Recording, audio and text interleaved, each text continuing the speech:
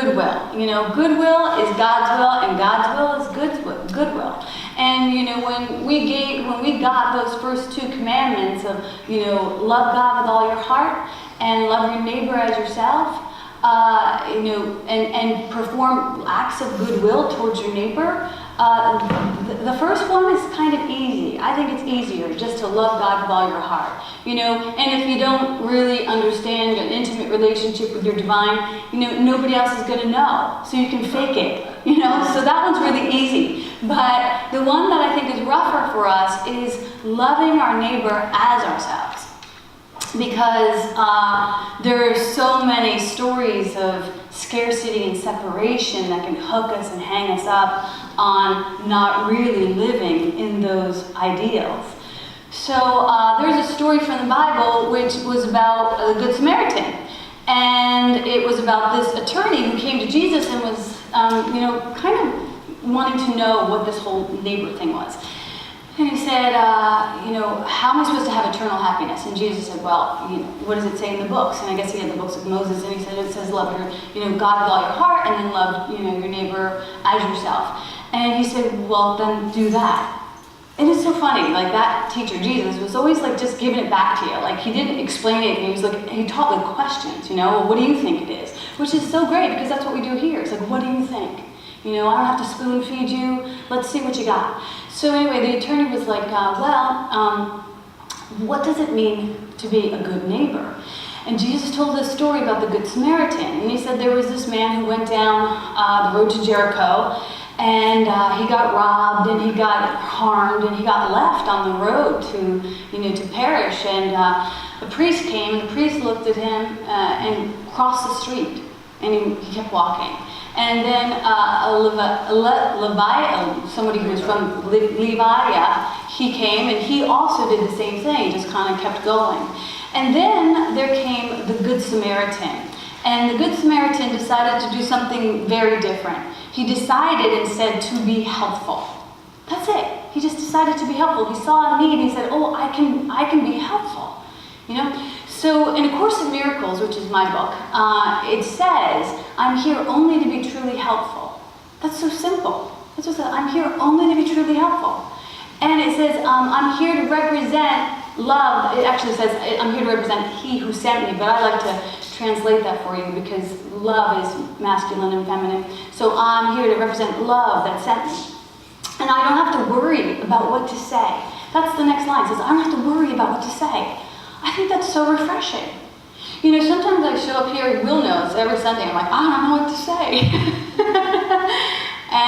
But then I remember Course in Miracles. It says, I don't have to worry about what to say. That's not my job. My job is to show up and be a channel for the divine, which is scary to let go and let God. But really, when we get to master that, it's quite refreshing as well. So I don't have to worry about what to say or what to do, because love that sent me will direct me.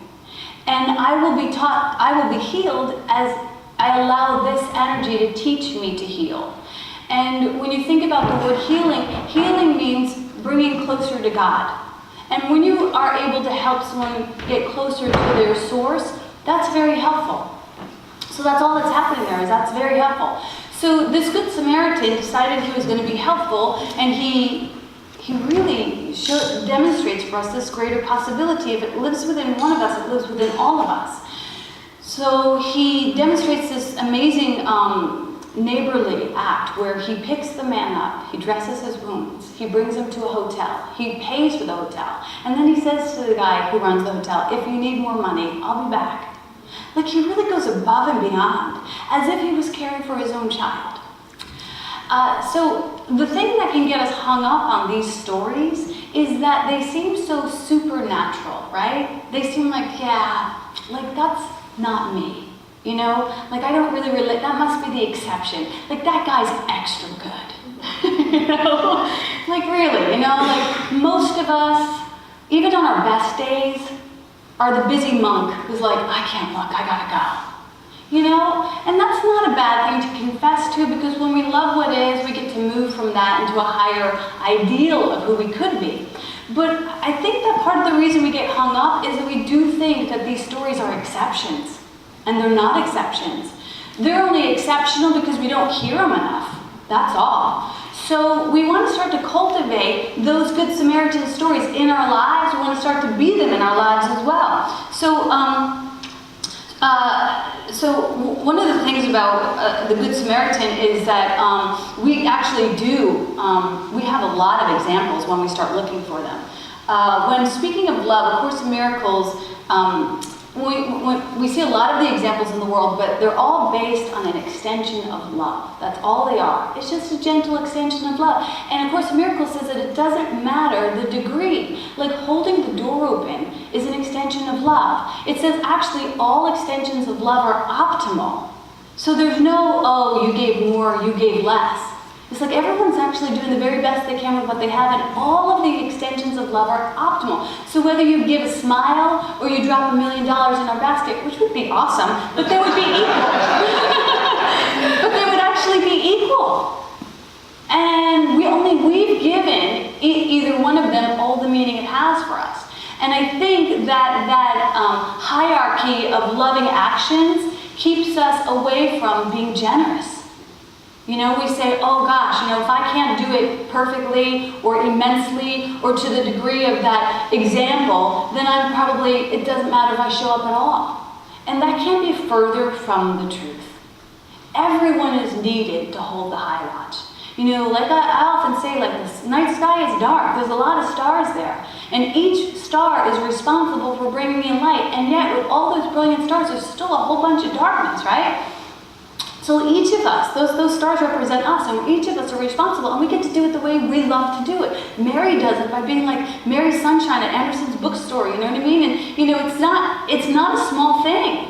I mean, it's an impactful love in action, Pam does it through her artwork, and it's not a small thing, it's impactful love in action. And we get to see it all around us. Chris hosting that meeting for the whole year and showing up with great readings. I mean, it's a beautiful thing, and yet the ego that lives on our shoulders continue to be rated and to say this isn't enough. You're not as good as XYZ, or you're not at the place where you could have been if you blah, blah, blah. And we think about, the idea that we're not good enough, we're not strong enough, we're not smart enough, and all the rest of it. So one of the things about a Good Samaritan toward others and ourselves is gentleness. To go gently with yourself. Remember, we're human beings. Being a human being is hard. I mean, we have 5 limited senses. We think we're separate in these bodies. I mean, we really didn't set ourselves up to win. We're like bumping around, stepping on each other's toes, awkward. And in Hollywood, they gave us the freaking script. They lit us. They did our makeup. Like we couldn't fail. Every time we looked brilliant. You know what I mean? So when we're in real life, it's like, damn. We're so brave. Like, no script? Really? The lighting's horrible in here. Are we going to go with this? But this is human nature. We break down in tears and we laugh at odd things and we're just magnificently awkward, and that's so beautiful. So the Course in Miracles says in regards to love I'm at the wrong place. The Course in Miracles says in regards to love that there are no degrees of love. So again, we've segregated this into little thimble-sized appropriate servings of love to who is worthy of it, right? Like I love my son unconditionally, I love my neighbor a little less, and the stranger on the street, like I got maybe a half a thimble for you, because I gotta be conservative with my love, But A Course in Miracles says that all love is equal. So what I like to think of is just like being like the sun. The sun shines on all things equal. In fact, in the Course it says the equal laws of God's love. And I think that's magnificent. Because a lot of us will think that's impossible. But it's not impossible because it's been proven by several people. And one of the people that one of the amazing examples was a modern day example that we just got to see back in 2007, which was a guy named Wesley Oster. Do you guys remember that guy? He was just this. Well, he was just this like typical guy. He was a construction worker, and he was African American. I feel the need to say that because so many times we hear horrible stories about African American men in in the media, and this man happened to be African American, and he was on the platform of the subway with his two daughters. One was at the time 4 and 6, and he saw this young guy, this one young white kid, this filmmaker, 20 years old, having a seizure on the platform, and he grabbed a pen and he jimmied his mouth open so he could help him. And he thought he had helped him, and he turned away to find that this boy Cameron got up and he stumbled towards the edge of the platform and fell in. And there was 2 women standing there with Wesley, and he said a train was coming. He could see the light, and he said to these 2 women, "Watch my daughters." He jumped in the tracks. I just think it's so beautiful, you know? That lives within us, that possibility. So he jumps in the tracks, and he realizes that he's not going to make it. And he looks up at the train, and he covers the kid with his body in between the well of the 2 tracks, and he pushes him down. If someone's going to get taken, it's him, not this kid. And the train sees him, puts on his brakes, but can't stop, and rolls the first 2 carts over them. And the 2 women are on the platform holding their breath. And they got these 2 kids that could be fatherless in this moment. And from out of the darkness they hear, "If there's 2 girls on the platform, let them know that their dad's okay." I know. And he became an instant hero because it was such an exceptional and extraordinary story. But it's only because we don't hear it enough. And stories happen like that all the time. You know, people are helping people all over the place. And yet we continue to be songbirds for broken news and broken hearts and, you know, and villains instead of heroes. And we could do better, you know, in regards to being good Samaritans. Good Samaritans sing the good news, you know. They're impeccable with their words. And we'll cover that in January, but we should be covering that all year round. Are we being impeccable with our words? So this guy, what I think is funny is that in regards to the Good Samaritan story, another thing that happens that makes it very mysterious is that we don't always follow through.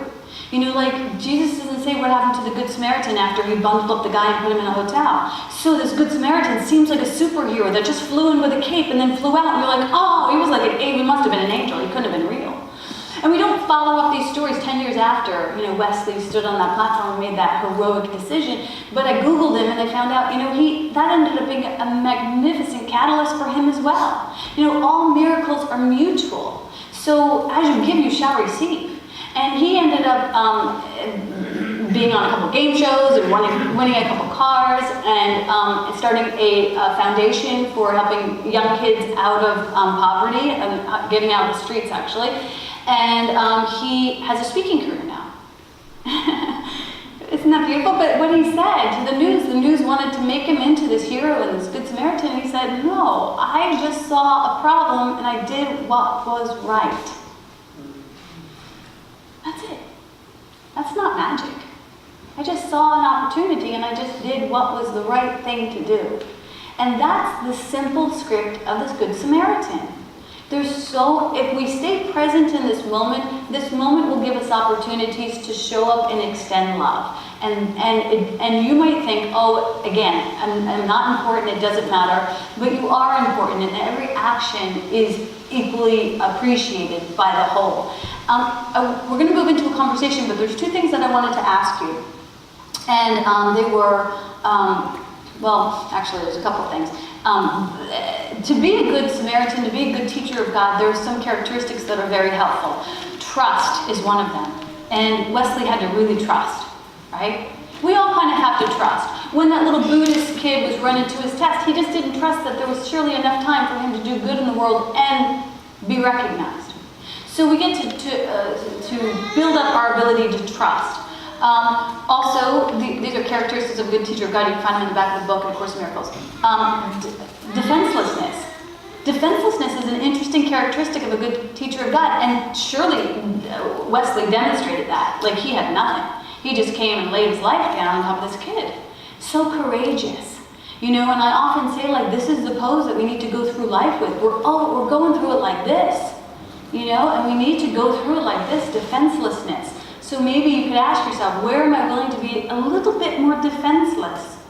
When Will and I first started, when we got married, we had already been in therapy for a good point because I'd been married before, and he couldn't say boo without me going, what do you mean? So defensive. I didn't even know how defensive I was. So there's some unraveling that might need to be done, and that's okay. Defenselessness, generosity. How generous is that beautiful act? Again, it's not based on scarcity. If we're going to base it on scarcity, we're going to have nothing in the pot. So generosity is a really great thing, characteristic to embody in a greater way. Where can we be more generous? The next one is tolerance. Tolerance is basically acceptance. Intolerance comes from not accepting this moment, and we will continue to build defense against this moment if we fear this moment. So we get to build up fearlessness around the acceptance of this moment as is. We talked last week or the week before about loving what is. That's what we want to do, is love what is, and that will give us tolerance for everything. We can handle everything with love. I won't go through them all, but I'll tell you what they are. Patience, faithfulness, open-mindedness, honesty. So those are the characteristics. And under tolerance it says, harm is impossible for a teacher of God. They can neither harm or be harmed. I think that's so beautiful. So the fear of being harmed or the fear of harming, I think that's one of the reasons that we stay out of the conversation, because we think, I don't want to hurt anyone's feelings. Or I don't want to be vulnerable and people will, shoot an arrow at me. It's impossible. It's impossible. Show up transparently. The world needs your truth. So, the one final thing, seriously, it could be the final thing, it might not be the final thing. These characteristics will make you not only a good Samaritan, but a good teacher of God. The caveat for being a good teacher of God, in accordance to A Course in Miracles, which I love, is, do you know what it requires to be a good teacher of God? Anyone? This is so beautiful. Yeah, the desire. Just the desire to be one. That's what it says in the book. It says, anyone who chooses to be one. That's it. You don't have to rush to some school and get a permission slip. You don't have to do anything but the desire to be that. And then it says, somehow, somewhere, they made a deliberate choice in which they did not see their interest as apart from anyone else's. I know, isn't that beautiful? It's so simple. Somewhere we just decided that it's not me against you. It's always going to be a win-win. To make that declaration for yourself, to demand that every interaction will be a win-win, and then be impeccable about staying awake to that. That way you're not going to come with the energy of fixing people, and you're not going to come with the energy of needing something. Enough. It's unholy territory. So the thing I wanted to start the conversation with was, in the stories of the Good Samaritan, sometimes they feel like symbolic stories, but actually we are each of those characters. So in your life, think about the time when you spazzed out. When you spiritually spazzed out, tossed yourself on the tracks, right? And found yourself there, unconscious, unwilling to take responsibility, unknowing, in a victim mode, or what have you. And who was there to help you? Who were the people in your life who came to your rescue, who helped you out, who gave you a hand? Who were those people that lifted you up? Who were those people who reminded you who you were, who tapped you on the shoulder and said, no, enough of this. You and I together, we're going to make this work. I'm sure there's been really great mentors and teachers in your life. So they are demonstrating to you what a Good Samaritan looks like. When we look at things that we want to embody, we become more accessible to them and they become more accessible to us. Then there have been times that you've been the Good Samaritan, Remember that time when you were just there at the right place with the right words and you were just able to really help somebody push them off the cliff so they could fly, or like hold them when they just needed a friend? So many times you've already demonstrated this in your life. And that's what I would love to hear about today. Not just so that you can remind yourself, but so that we can remind ourselves, because we truly do need more stories about the Good Samaritan. And that one I shared with you from 10 years ago. So it's about time that we start churning the pot on all that's good and beautiful and holy about us already today. Okay? All right, so that's the word. Hey, Hey, thanks for watching. If you want more tips and tools on how to be a spiritual vixen, go on over to my website, MaureenMuldoon.com, and you can sign up for my love notes. Until then, I'm Maureen Muldoon, the spiritual vixen, reminding you to love more, fear less, and don't forget to laugh.